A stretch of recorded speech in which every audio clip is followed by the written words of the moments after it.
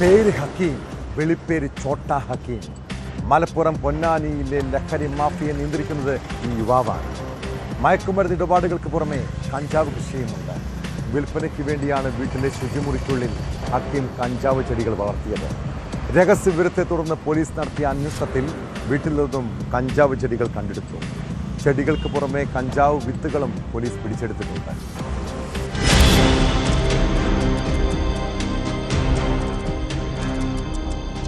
വിൽപ്പനയ്ക്കായി വീട്ടിലെ ശുചിമുറിക്കുള്ളിൽ കഞ്ചാവ് ചെടികൾ വളർത്തിയ യുവാവിനെയാണ് പൊന്നാനി പോലീസ് പിടികൂടിയത്. പുതുപ്പൊന്നാനി സ്വദേശി പൊന്നാക്കാരൻ ഹക്കീമിനെയാണ് പോലീസ് സംഘം അറസ്റ്റ് ചെയ്തത്. ലഹരി വിൽപ്പനക്കാരെക്കുറിച്ച് പോലീസ് നടത്തിവന്ന രഹസ്യ അന്വേഷണത്തിനൊടുവിലാണ് ഹക്കീം വലയിലായത്.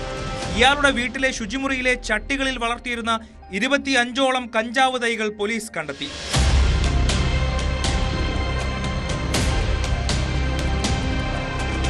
ചെടികൾക്ക് പുറമെ കഞ്ചാവ് വിത്തുകളും ഇയാളുടെ പക്കൽ നിന്ന് പിടിച്ചെടുത്തിട്ടുണ്ട്. 8 വർഷം മുമ്പ് നടന്ന വാഹനാപകടത്തിൽ വലത് കാൽപാദം നഷ്ടപ്പെട്ട ഭിന്നശേഷിക്കാരനായ ഹക്കീം പിന്നീട് ലഹരി വിൽപ്പനയിലേക്ക് തിരിയുകയായിരുന്നുവെന്ന് പോലീസ് പറഞ്ഞു. പൊന്നാനി ഇൻസ്പെക്ടർ അഷറഫ് എസിന്റെ നിർദ്ദേശപ്രകാരം SI Ando Francis, ASI Elizabeth, senior civil police officer Nasar, civil police ഓഫീസർമാരായ കൃപേഷ്, ഹരിപ്രസാദ് എന്നിവരടങ്ങുന്ന സംഘമാണ് പ്രതിയെ പിടികൂടിയത്. പ്രതിയെ പൊന്നാനി കോടതിയിൽ ഹാജരാക്കി.